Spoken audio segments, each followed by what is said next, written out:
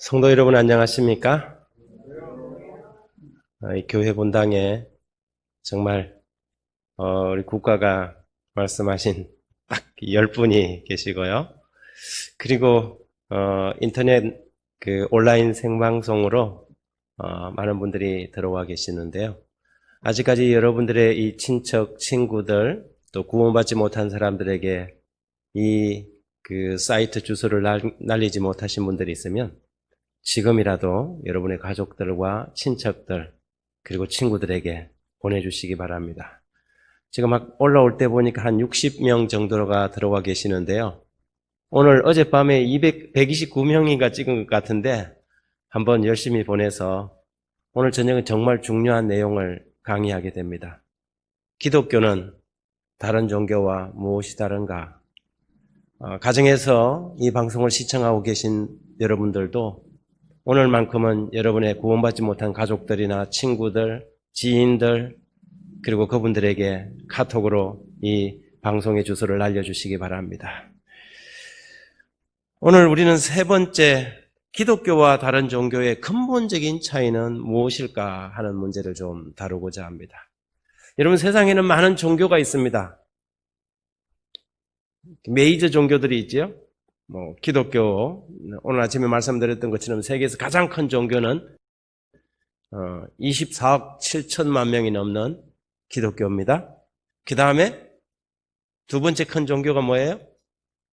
이슬람입니다. 이슬람. 그 다음에 불교일까요? 아닙니다. 힌두가 더 많습니다. 힌두교가 훨씬 많습니다.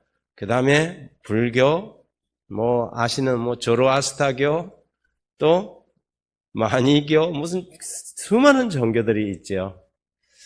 그러면 이 수많은 종교들하고 기독교는 어떤 차이가 있을까요? 이 수많은 종교들하고 기독교의 근본적인 차이는 뭘까요? 기독교는 좋은 종교고 나머지 종교는 나쁜 종교예요? 그렇게 말하면 안 되죠. 사실도 아니고 여러분 대부분 종교는 다 좋은 종교입니다. 종교에서 나쁜 짓 하라고 가르치는 종교가 있어요? 그렇죠. 하나도 없어요. 대부분의 종교는 정말 정상적인 종교라고 하면 다 좋은 종교예요. 제가 통영서 목회할 때 통영에 가면 우리나라의 비경 중에 하나가 통영 미륵산이라는 한 500m 좀 안 되는 460m 정도 되는 산이 하나 있습니다.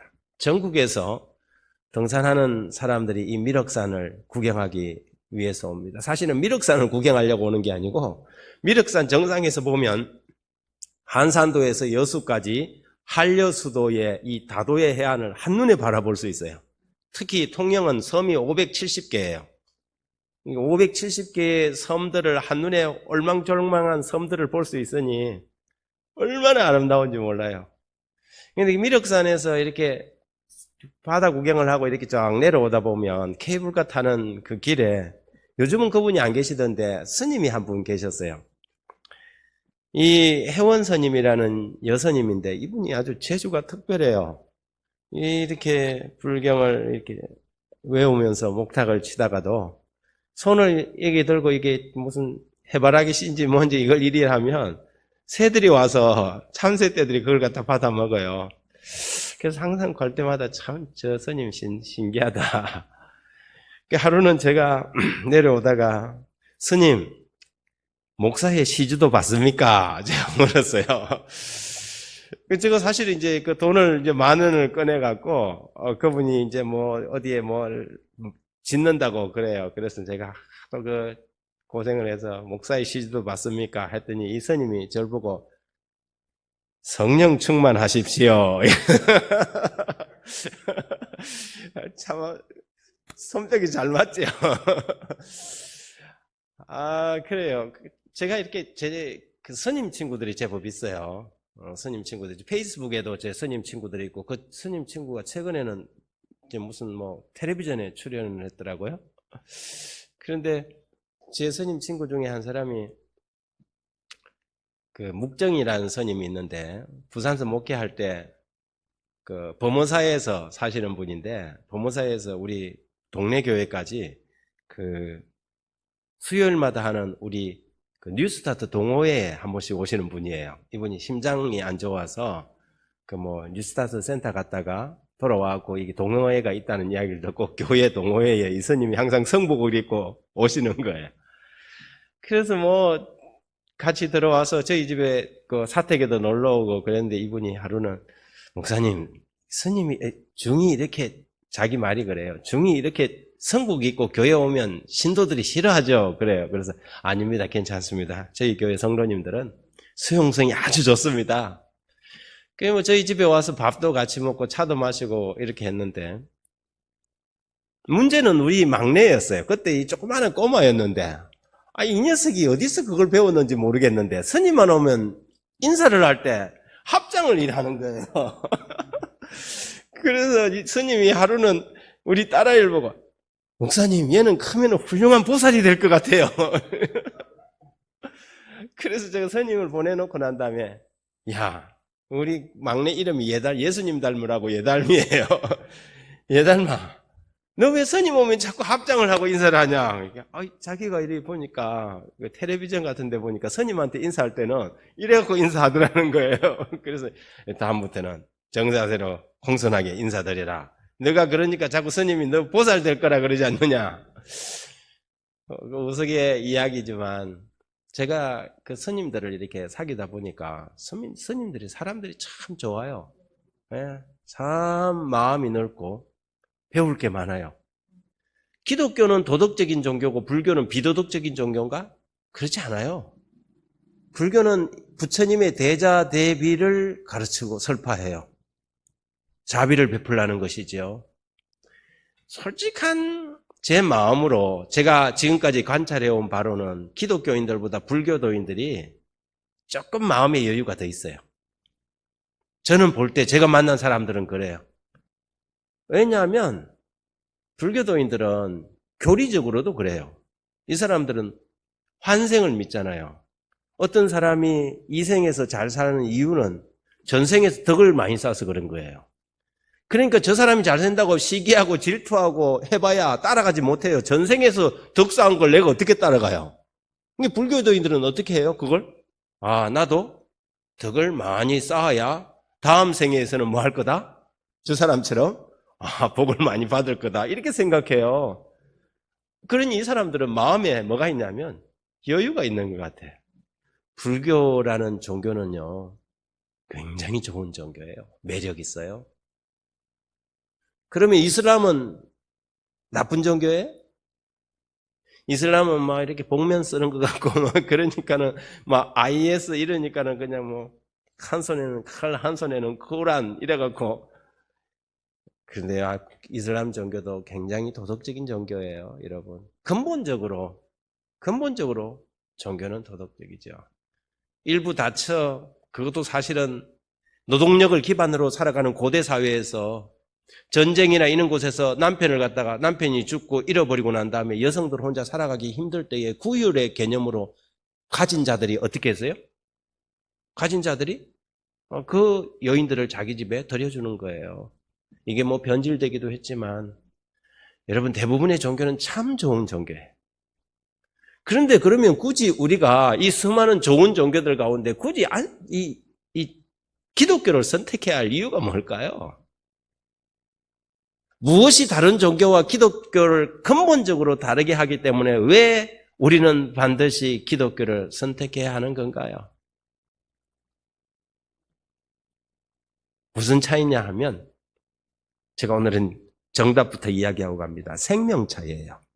무슨 차이라고요? 생명 차이입니다. 여기 박태환 선수하고 제주 해녀가 물속에 들어가서 오래 참기 대회를 했어요. 누가 이겼을 것 같아요? 예? 아니 금메달리스트 박태환이하고 해녀하고 하는데 해녀가 이길 것 같아요? 예? 딩동댕 해녀가 이겼어요. 이 텔레비전에서 이 프로그램을 일하는데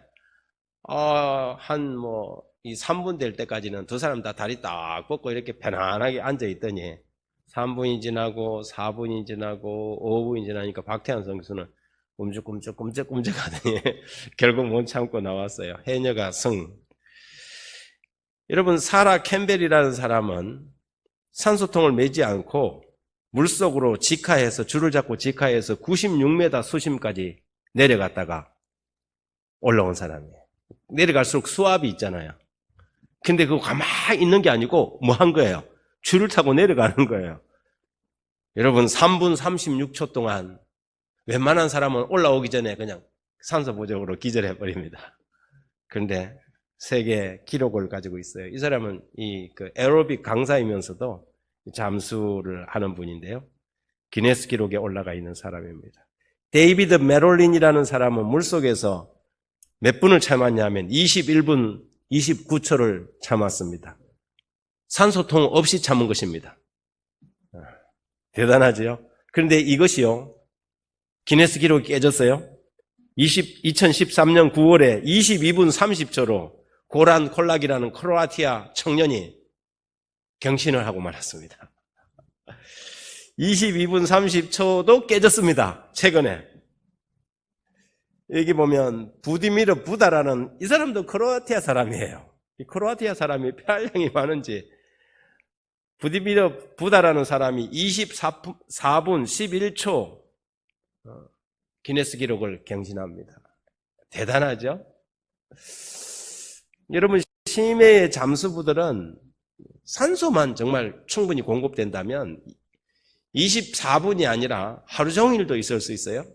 만일 저기 배 위에서 산소줄을 갖다가 입에다가 물려준다면, 체온만 떨어지지 않으면 바닷속을 다 하루 종일도 돌아다닐 수 있죠. 여러분, 그런데 누가 거기 산소줄에다가 가위질을 해버리면 어떻게 되겠어요?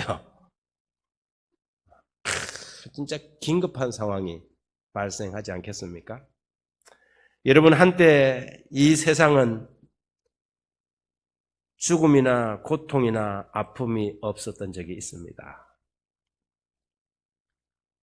생명의 하나님, 에덴 동산은 아무도 걱정하는 사람도 없었고, 아무도 고통하는 사람도 없었고, 아무도 죽음과 낙심을 경험하는 사람이 없었습니다. 그런데 여러분, 우리 주변을 한번 돌아보십시오. 어린 아이들이 사고로 고통당하고 질병과 아픔으로 힘들어하지 않습니까? 매일 매순간 수많은 사람들은 갈등하고 아파하고 힘들어하고 있습니다.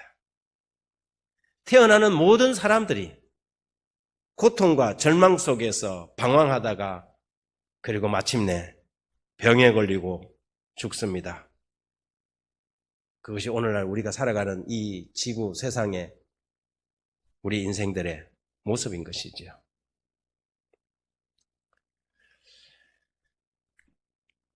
외로움과 두려움, 죄책감과 공허함. 사람들은 행복을 찾으려고 무척 노력하지만 행복은 마치 우리 손가락 사이로 빠져나가는 모래 알갱이처럼 잡을 수 없는 것이 행복입니다. 도대체 무슨 일이 있었기에 이렇게 세상은 이렇게 많이 변한 것일까요? 성경은 그 원인을 이렇게 진단하고 있습니다. 이사야 59장 2절에 오직 너희 죄악이 너희와 너희 하나님 사이를 갈라놓았고, 여러분, 하나님께서 만드신 이 지구, 이 세상은 원래 근본적으로 생명적이었습니다. 생명의 호수가 잔수부에게 연결되어 있던 것처럼 전혀 문제가 없었던 세상인데 비상사태가 발견한 것입니다. 비상사태가 일어난 거예요. 마치 어느 누군가가 그 산소줄을 잘라버린 것처럼 하나님으로부터 오는 생명이 절단되어져 버린 것이지요. 성경은 그것을, 그 이유를 뭐 때문이라고 말합니까? 죄 때문이다, 이렇게 지적합니다. 그러므로 오늘 우리가 이 죄의 문제를 해결하지 않고는, 여러분, 우리는 죽음의 문제를 결코 해결할 수 없습니다. 선악과는 마치 하나님과 인간 사이의 산소줄과 같은 것이었습니다. 그런데 인간은 하나님을 불신하고 하나님의 말씀에 불순종함으로 그 생명줄을 잘라버린 것이지요. 그로 인하여 죄악의 문이 열리고 말았습니다. 두려움과 근심, 불안과 죄책감, 그리고 허전함과 외로움이 이 죄악 세상에 들어오게 된 것입니다. 이 모든 것은 죄의 결과들입니다. 그렇게 죄는 우리를 하나님으로부터 갈라놓습니다. 생명의 원천인 하나님으로부터 우리를 죄가 갈라놓고 이 죄의 문제를 해결하지 않으면 우리는 죽음의 문제, 생명의 문제를 결코 해결할 수 없기 때문에 저는 오늘 저녁에 이 죄의 문제를 어떻게 해결할 것인가, 이 문제를 말씀을 드리려고 하는 것입니다. 죄를 짓고 난 다음에 인간이 한 첫 번째 일이 무엇인지 아십니까?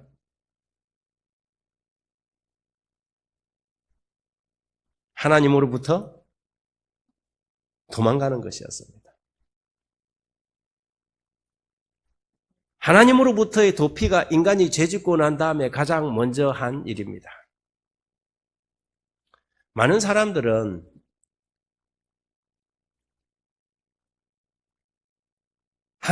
사람들이 하나님을 찾아가는 것처럼 착각합니다.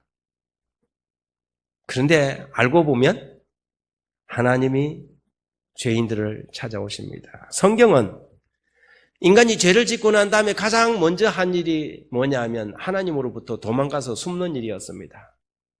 그런데 창세기 3장에 인간이 죄를 짓고 난 다음에 하나님께서 죄 지은 아담과 하와를 찾아옵니다. 오늘도 하나님은 여러분을 찾아 나가십니다. 오늘도 잃어버린 양떼를 찾기 위하여 하나님은 때때로는 사람을 보내고 때때로는 이런 이 전도회를 통해서 때때로는 프로그램을 통해서 많은 방식을 통해서 하나님은 사람들을 찾아가십니다. 하나님을 떠나고 난 다음에 사람들은 하나님을 오해하기 시작했습니다. 성경의 사랑의 하나님에 대한 오해가 깊어지자 사람들은 하나님을 더 무서워하고 더 두려워하기 위해서 이 교회 안에도 잘못된 이상한 교리들이 들어왔습니다. 그것이 일종의 지옥 교리입니다. 성경에 지옥이 나옵니까? 성경에 지옥이 있습니다. 성경에는 분명히 지옥이라는 단어가 여러 번 나와요. 그런데 그 지옥이 어떤 지옥이냐 하는 것이지요. 많은 사람들이 생각하고 있는 지옥의 개념과 성경이 말하는 지옥의 개념은 다릅니다. 교회 안에 오늘날 들어와 있는 지옥이 영혼들이 가서 고통당하는 어떤 곳으로 가르치고 있지 않습니까? 그것도 얼마만큼 고통당해요? 영원 지옥설이라고 그래요. 영원 지옥설. 여러분, 영원이라는 길이가 얼만큼 깁니까? 영원이 얼만큼 길어요? 끝이 없는 거예요. 그죠? 어떤 꼬마가 주일학교에서 선생님이 너희들 말 안 들으면 지옥 간다 그러니까 이 아이가 선생님 지옥이 얼만큼 영원 지옥에 간다는 게 영원이 얼만큼 길어요? 물었어요. 그러니까 선생님이 영원을 아이에게 설명하기가 힘든 거예요.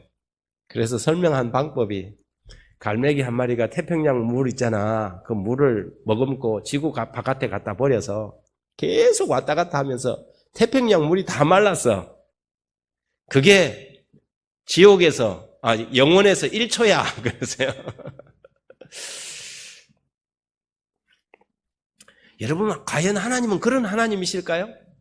이 세상에서 죄인들이 하나님 안 믿고 살아간 70년 혹은 어떤 사람은 27살에 교통사고로 죽었어요. 그러면 27년 동안 하나님 안 믿고 산 그 죄 때문에 그 영혼이 지옥에 가서 영원히 끝도 없는 영혼이 그 불구덩이 속에서 당하게 하는 그 하나님이 성경에 나오는 하나님일까요? 성경이 과연 그렇게 가르치고 있어요? 그렇지 않습니다. 이것은 사단이 하나님을 오해하게 만들어 놓은 잘못된 교리지요. 하나님과 하나님과의 관계가 끊어지고 난 다음에 하나님에 대한 오해가 사람들 마음속에 극도로 번져나갔습니다. 하나님은 무섭고 두렵고 심판하시는 분으로요.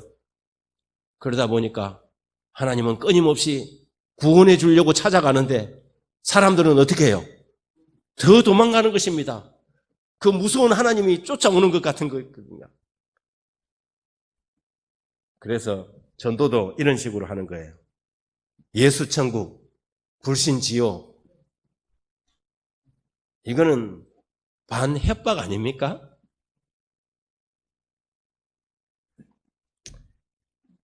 그래서 성경 호세아 6장 3절에는 그러므로 우리가 여호와를 알자, 힘써 여호와를 알자. 그의 나오심은 새벽 빛같이 일정하니 비와 같이 땅을 적시는 늦은 비같이 우리에게 임하시리라. 우리가 여호와를 알아야 돼요. 하나님을 제대로 알아야 하는 것입니다.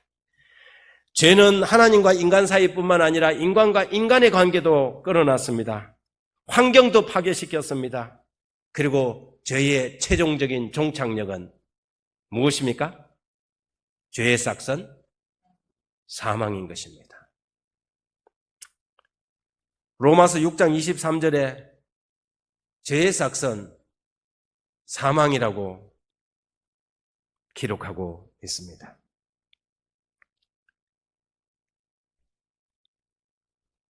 그러므로 우리가 죄의 문제를 해결하지 못하면 사망의 문제를 해결할 수 없다는 결론이 나오는 것이지요. 창세기 2장 7절에 여호와 하나님이 땅의 흙으로 사람을 지으시고 생기를 그 코에 불어 넣으시니 사람이 생명이 된지라. 여러분, 인간은 원래 흙이었습니다. 흙의 원소와 사람의 몸의 원소는 100% 일치합니다.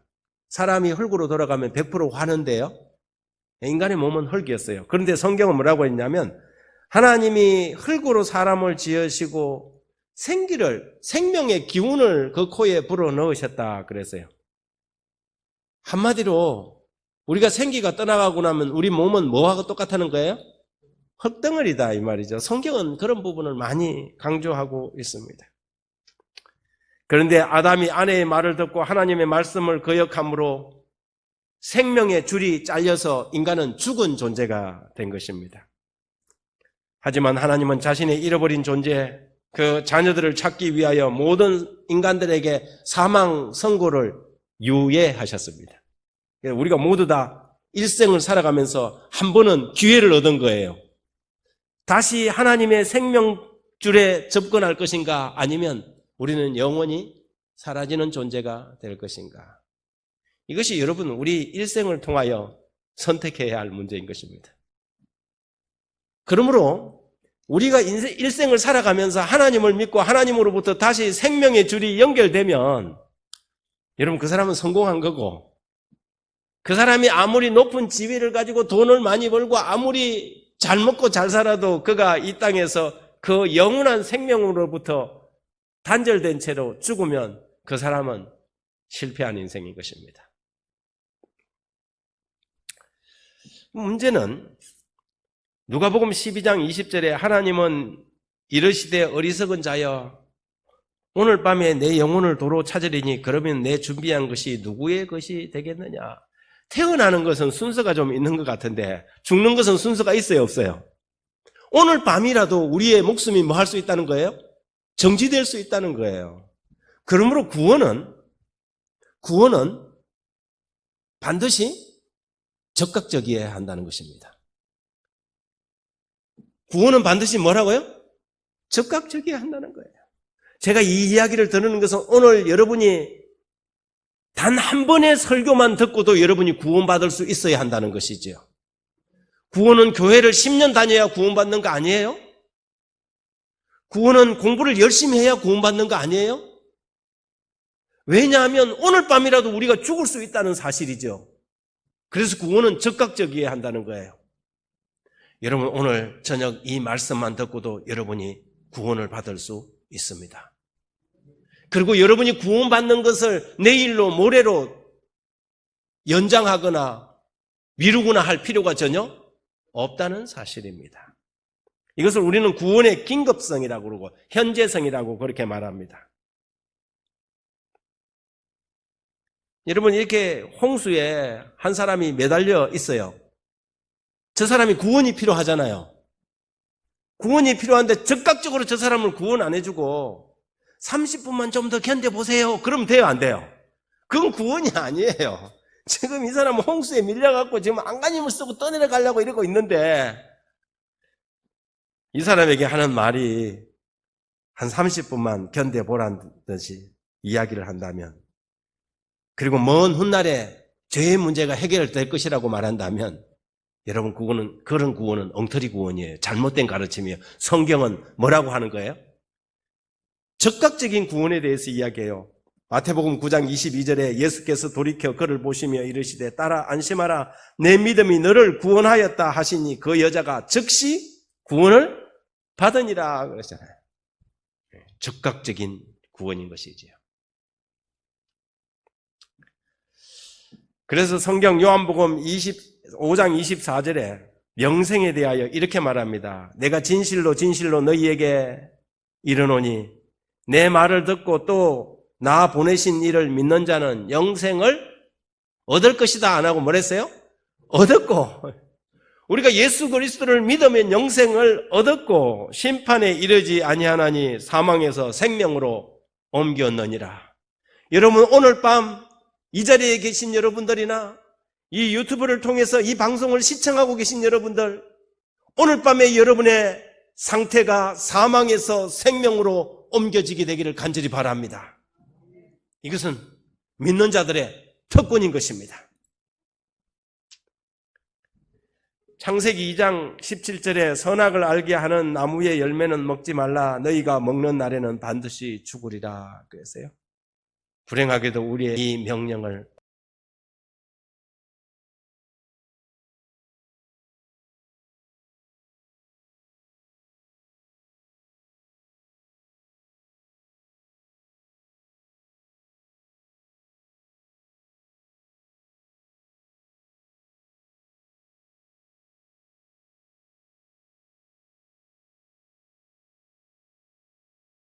또 생명을 뭐 해야 돼요? 공급받아야 돼요. 그런데 하나님의 말씀을 어김으로 죄가 하나님과 우리 사이를 갈라버린 것입니다. 여러분, 보에 가로막히다는 말이 있어요. 섬진강의 황어는 살고 남대천의 황어는 죽는다, 그런 말이 있어요. 왜 그런지 아세요? 거기다 중간에다 보를 딱 세워버렸거든요. 해마다 황어들이 바다에 들어갔다가 다시 산란기류가 되면 돌아오는데 섬진강에는 그게 없어요. 그래서 섬진강은 막 타고 올라와고 막 골고리 가서 산란을 하고 또 이렇게 하는데, 이 남대천에는 보를 만들어 갖고 산란하러 왔던 고기들이 사진에 나와 있는 것처럼 저렇게 다 죽는 것입니다. 고기는 보에 가로막혔고 우리 인생들은, 죄인들은 뭐에 가로막혔어요? 죄의 보에 가로막혀서 하나님께 나갈 수 없는 존재가 된 것이지요. 그렇게 되었을 때 하나님께서는 그냥 인간들을 내팽개 쳤을까요? 그렇지 않습니다. 인간의 죄의 문제를 해결하는 그 방법을, 길을 열어주신 것입니다. 그것을 우리는 뭐냐면 구속의 계획, 구속의 경륜이라, 약속이라 그렇게 말합니다. 창세기 3장 15절에 보면 같이 한번 읽어봅니다. 이 구절은 시작. 내가 너로 여자와 원수가 되게 하고 내 후손도 여자의 후손과 원수가 되게 하리니 여자의 후손은 내 머리를 상하게 할 것이요 너는 그의 발꿈치를 상하게 할 것이니라. 여기서 내 후손, 여자의 후손, 머리를 상하고 발꿈치를 상하는 사건은 이렇습니다. 인간이 죄를 짓자마자 하나님께서는 구속의 약속을 발표하시고 인간의 사망의 문제를 유예하셨어요. 그때 하나님께서 바로 심판하셨더라면 인류는 존재할 수 없었을 것입니다. 그리고 여기서 너는 사단, 마귀를 뜻하고 너의 후손은 이 지상의 사단의 대리자들을 뜻합니다. 그리고 여기서 말하는 여자는 하나님의 교회를 뜻하고 여자의 후손은 이 땅에 인간의 모습으로 오실, 인간의 모양을 가지고 오실 하나님의 아들 예수 그리스도를 뜻합니다. 그리고 뱀은 여자의 후손의 발꿈치를 상하고 여자의 후손이 뱀의 머리를 상하게 한다는 것은 십자가 사건을 두고 하는 이야기입니다. 십자가에서 사단은 예수님을 죽였다고 생각했는데 예수님이 사흘 만에 뭐 했어요? 부활하심으로 사단의 머리를 완전히, 여러분 요즘은 그러면 안 되는데 어릴 때 뱀 잡을 때 꼬리를 때려요, 머리를 때려요? 머리를 때려요. 머리를 때린다는 것은 치명상을 입힌다는 거죠. 십자가를 통해서 예수 그리스도는 인류를 구원하는 기초를, 토대를 놓으시고 승리하신 것입니다. 그래서 신약 성경으로 넘어가면 갈라디아 4장 4절에 때가 참에 하나님이 그 아들을 보내사 여자에게 나게 하시고 율법하게 나게 하셨다. 창세기 3장 15절에 이 약속이 신약 성경 갈라디아 4장 4절에서 정확하게 성취되신 거예요. 여자의 후손이 온다고 그랬는데 때가 참에 하나님이 그 아들을 보내사 여자에게 나게 하신 것입니다. 여러분, 성경의 교리 가운데 굉장히 정말 중요한 교리가 뭐냐면 대속의 교리예요. 죄인들이, 인류가 지은 죄값을 하나님이 자기 피로 대신 구원하신 것입니다. 여러분, 이스라엘 백성들이 4,000년 동안 성막에서 한 일이 뭡니까? 양을 잡는 일이에요. 그죠? 양 잡고 희생 제물을 잡는 일이에요.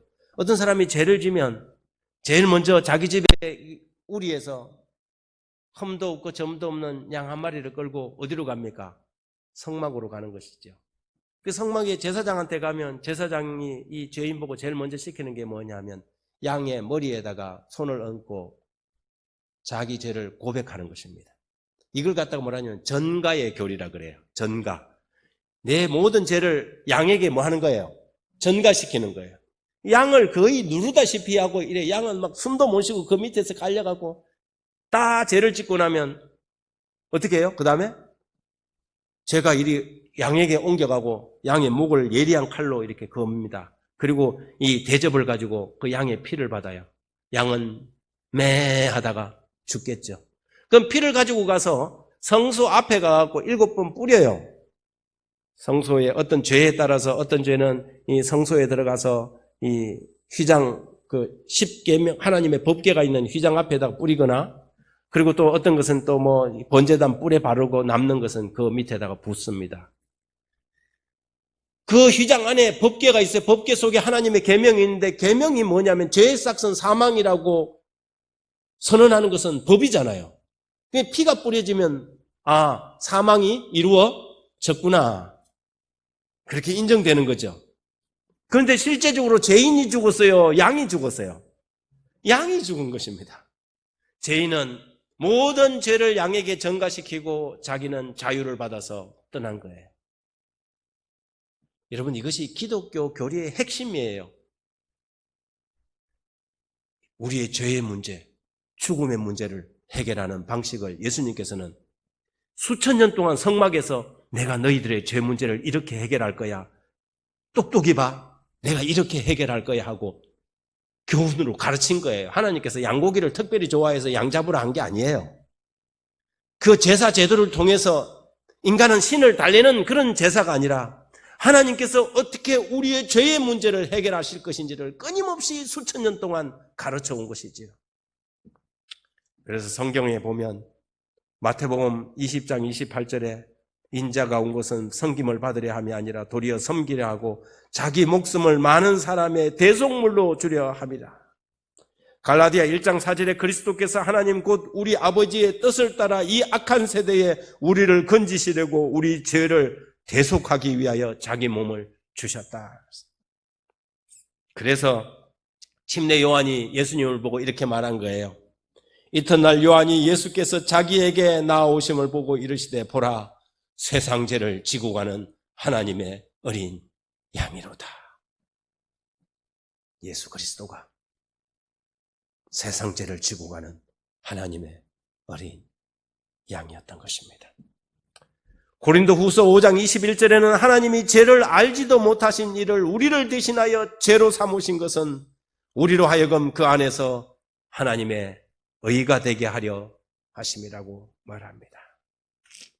그러므로 오늘 여러분, 우리가 사망에서 생명으로 옮기기 위해서 단계가 있습니다. 제가 이 4가지 단계를 좀 설명합니다. 첫 번째, 인정하라는 것입니다. 무엇을 인정해야 할까요? 마가복음 9장 12절에 예수께서 들으시고 이르시되 건강한 자에게는 의사가 쓸데없고 병든 자에게야 쓸데있느니라. 우리가 죄인이라는 것을 인정해야 합니다.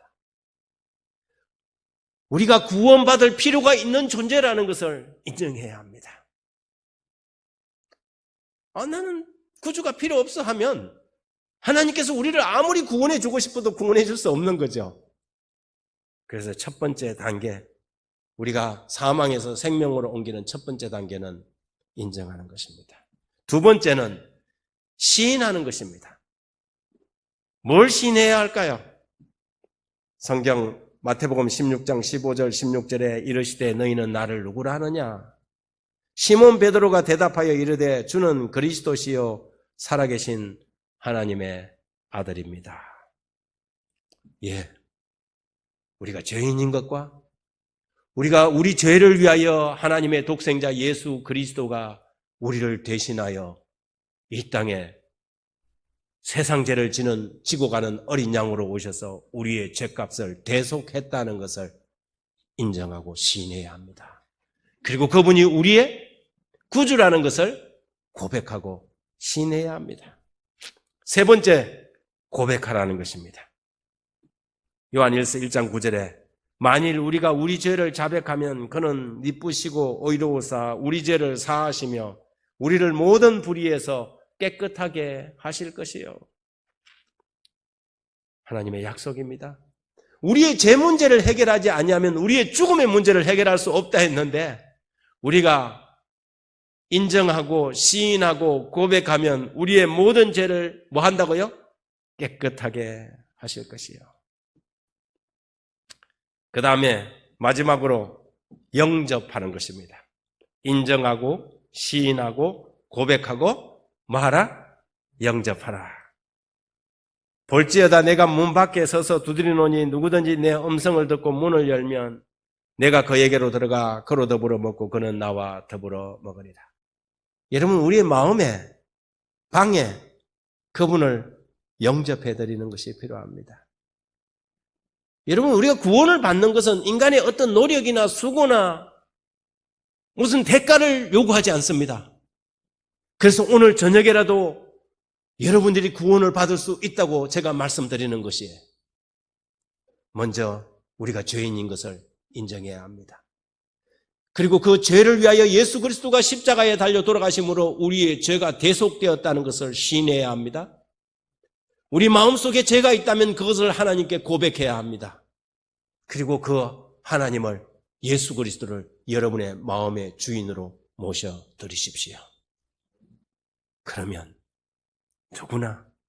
누구든지 이 순간에 즉시 구원을 받을 수 있다는 것이 성경이 우리에게 보장하는 가르침이고 약속입니다. 제가 오늘 교회 오다가 저희 사택 정원에 있는 이 꽃이 무슨 원추국이라는 꽃입니다. 꽃을 하나 꺾어 왔습니다. 여러분들은 아마 화면으로 장미 한 송이를 보고 계실 것입니다.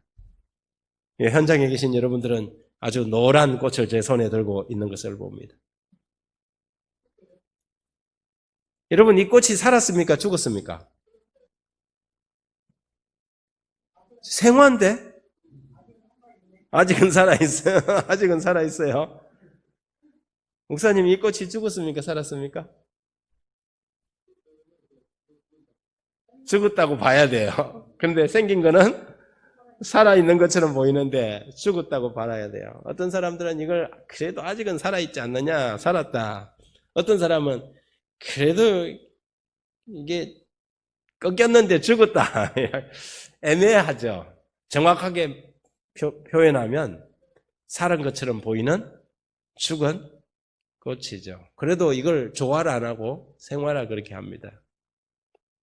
여러분은 살았습니까? 죽었습니까?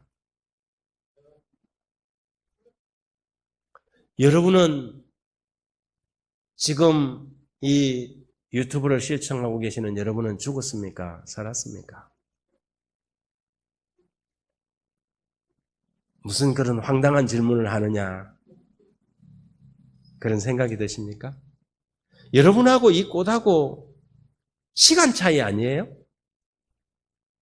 이 꽃은 이 상태로 한 이틀만 지나면 말라 비틀어져서 죽겠죠. 여러분은 한 30년? 어떤 분은 한 50년 지나면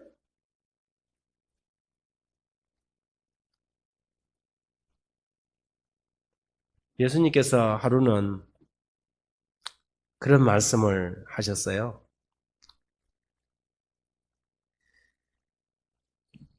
길을 가는데 어떤 사람이 선생님, 내가 우리 부친을 장사하고 선생님을 따르겠습니다.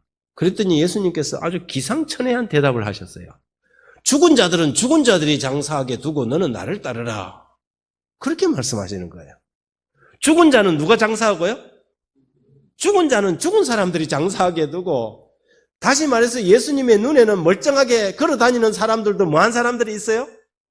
죽은 사람이 있다 이 말이에요. 여러분 오늘도 시장을 갔다 오고 버스를 타고 지하철을 타고 운전을 하고 다니는 사람들 중에 무수한 사람들이 죽어 있는 사람들이 있고, 어떤 사람은 저기 공동묘지에 누워 있지만 아직도 여전히 살아있는 사람이 있고, 여러분은 죽었습니까? 살았습니까? 성경 요한일서 5장 12절에 이렇게 말합니다. 아들이 있는 자에게는 생명이 있고 하나님의 아들이 없는 자에게는 생명이 없느니라. 내가 하나님의 아들의 이름을 믿는 너희에게 이것을 쓰는 것은 너희로 하여금 너희에게 영생이 있음을 알게 하려 함이니라. 아들이 있는 자에게는 뭐가 있고요? 여기서 말하는 아들은 하나님의 아들 예수 그리스도를 이야기하는 것입니다. 여러분에게 하나님의 아들이 있습니까? 그렇다면 여러분은 살았습니다. 여러분이 세상에서 성공하고 높은 지위를 얻고 많은 학문을 가지고 때로는 학생들을 가르치는 어떤 선생이나 교수의 직분에 있다 할지라도 여러분에게 아들이 없습니까? 미안하지만 여러분들은 이 꽃과 같은 것입니다.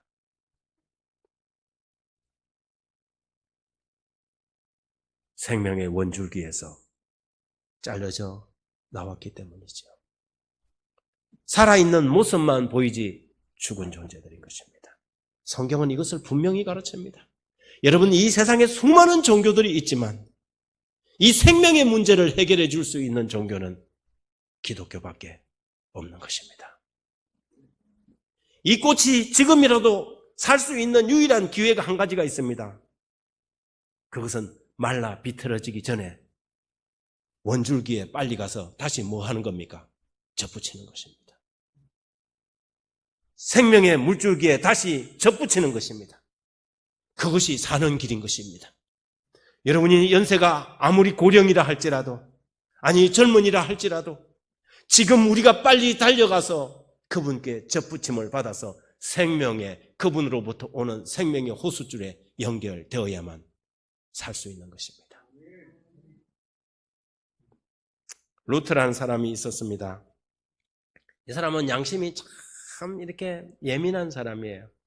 그래서 이 사람이 이 사제였는데 자기 이 속에서 올라오는 죄의 찌꺼기들이 너무 많은 거예요. 음욕이 일어나고 막 하니까 이 죄로부터 벗어나고 싶어서 발부둥을 치는 거예요. 그래서 막 자기 몸을 일부러 막 채찍으로 때려봤습니다. 루트는 이 죄가 자기 몸에서 나오는 줄 알았어요. 그래서 막 채찍을 하면 그런 죄가 좀 사라질 줄 알았는데 사라져요, 안 사라져요? 안 되는 것입니다. 어떨 때는 밤늦게까지 잠을 자지 않고 자기 자신을 괴롭혀봤습니다. 눈을 뜬 채로 긴 시간 자기를 괴롭혔지만 해결할 수 없었습니다. 그런데 어느 날 그가 한 서재에서 성경을 통해서 하나님의 말씀을 읽게 된 것입니다. 그 말씀에 로마서 6장 23절을 발견했습니다. 로마서 6장 23절에 보니까 죄의 삭은 사망이요. 여기서 끝나지 않고 하나님의 은사는, 하나님의 은혜는 그리스도 예수 우리 주 안에 있는 영생이니라. 이 죄의 문제는 채찍으로 때린다고, 잠을 안 잔다고, 자기를 괴롭힌다고 해결되는 문제가 아니구나. 이 문제는 오직 예수 그리스도 그분의 은혜로만 가능한 일이구나. 이 말씀을 깨닫게 된 것입니다. 구원의 경험을 누렸어요. 너무 행복했어요. 그런데 어느 날 밤 그가 잠을 자는데 그의 꿈에 사탄이 나타났습니다. 그리고는 사탄이 두루마리 하나를 쭉 보여주는 거예요. 가만히 보니까 거기에 자기가 지은 죄들의 목록이 남을 속이고 거짓말하고 부정한 생각들 한 것이 쫙 빼곡히 기록되어 있는 거예요. 사탄이 묻습니다. 루터, 이게 당신이 저지른 죄들 맞지? 루터가 부인할 수 없었습니다. 고개를 끄덕였습니다. 죄의 삭은 뭐지? 사망입니다. 그러면서 이게 의무, 태만, 시간 낭비, 남을 속이고 거짓말하고 부정한 생각들 하는 거 다 보여주는 거예요. 그래서 한숨이 탁 나왔습니다. 그런데 이 사탄이 손을 이렇게 한쪽을 이렇게 가리고 있는 거예요. 거기에는 뭐가 있습니까? 그 손을 좀 치워주십시오. 그런데 사탄이 이 손은 치울 수 없다는 것입니다. 나사렛 예수의 이름으로 명하노니 그 손을 당장 치워라. 그러자 사탄이 어쩔 수 없이 그 손을 치웠어요. 거기에는 이렇게 기록되어 있습니다. 예수 그리스도의 피가 마르틴 루터의 모든 죄를 깨끗하게 하느니라. 그렇습니다. 어쩌면 여러분들은 여러분의 일생을 살아오면서 수많은 죄를 저지를 수 있습니다. 그 죄는 본태적인 죄여서 마치 마르틴 루터가 경험했던 것처럼 틀어막고 억누르고 막으려고 해도 여러분들을 끊임없이 솟아 분출되어서 여러분을 온전히 올가매었을 수도 있습니다. 그런데 오늘 밤 여러분의 죄의 문제를 해결할 길이 열렸습니다. 그것은 인간의 노력이나 인간의 수고나 인간의 어떤 대가를 요구하는 것이 아니라 하나님의 아들의 피를 요구하는 것입니다. 하나님의 아들 예수 그리스도께서 저와 여러분의 죄를 십자가에서 다 갚으셨습니다. 하나님께서 우리에게 내가 내 죄값을 갚노라. 내 피로 너희의 죄값을 다 갚아노라. 사랑하는 여러분, 오늘 저와 함께 갈바리로 한번 가보십시다. 예수 그리스도의 그 피가 오늘 밤 여러분을 깨끗하게 하실 수 있습니다. 그 피가 여러분의 삶 속에 기쁨과 평안, 용서를 가져다 줄 수 있습니다. 아마도 여러분은 그리스도를 피상적으로만 그리고 이름으로만 영접했을지도 모르겠습니다. 하지만 다시 한번 오늘 저녁 이 말씀을 통하여 마음의 확신을 누리게 되기를 간절히 바랍니다. 오늘 밤에 여러분이 죽는다면 여러분은 구원을 받을 준비가 되어 있습니까? 구원은 적극적이고 긴급한 기다린 것입니다.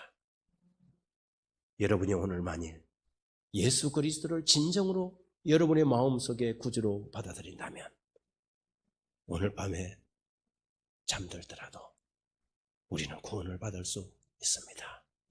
이 구원의 기회를 여러분 놓치지 마십시오. 그분의 관자놀이에 흘러내리는 보혈, 그분의 머리에, 그분의 이 가시면류관에서 흘러내린 그분의 보혈은 저와 여러분을 위한 것이었습니다. 그분의 눈에 고뇌를 보십시오. 그분의 얼굴에 흘러내리는 피를 보십시오. 빌라도의 법정에서 왜 그분이 채찍질 당하고 고난 속에서 부르짖으셨습니까? 그것은 바로 저와 여러분을 구원하기 위한 그분의 대속의 은혜였습니다. 저는 오늘 밤 이 기별을 들은 모든 사람들이 한 사람도 열애 없이 하나님의 주신 구원의 기별을 여러분의 마음속에 받아들이고 즉각적인 구원, 사망에서 생명으로 옮겨지는 이 구원을 경험하게 되기를 간절히 바라며 말씀을 마치겠습니다. 기도하겠습니다. 자비하신 하나님, 우리 아버지시여, 오늘 우리는 이 세상의 수많은 종교들 가운데 왜 우리가 기독교를 선택할 수밖에 없는지를 분명하게 확인하였습니다. 아들이 있는 자에게는 생명이 있고 아들이 없는 자에게는 생명이 없다 하셨습니다. 오늘 그 아들, 우리를 위하여 생명을 내어주셨던 하나님의 아들 예수 그리스도를 우리가 다 우리의 마음속에 영접하기를 소원합니다. 우리를 잃어버린 저희의 영혼을 다시 한번 하나님의 품으로 안아주시고 이 구원을 상실하지 않도록 날마다 우리에게 믿음을 새롭게 하여 주시옵소서. 예수 그리스도의 이름으로 기도드립니다.